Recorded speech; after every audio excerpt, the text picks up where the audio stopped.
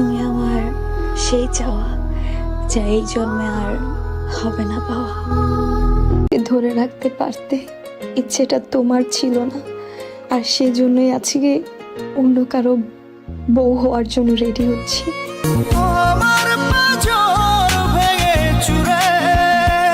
ওই শোন, যদি তুই আমার জানাজায় আসিস একটু তাড়াতাড়ি চলে আসিস কেমন? কারণ যারা আমার জানাজা পড়বে তারা কিন্তু আমার মতো তোর জন্য অপেক্ষা করবে না। রাখার মানুষ রাখতে জানলে থাকার মানুষ থাকতে বাধ্য। এটাই বাস্তব।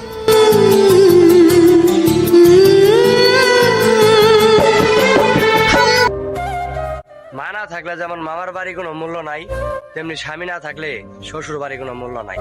আর যাদের স্বামী প্রবাসে আছে তাদের তো কোনো কথাই নাই।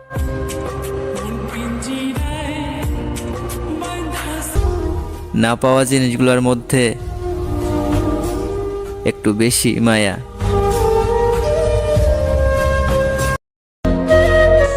মইরা যামু, এই জীবন আর তোমার চামু না।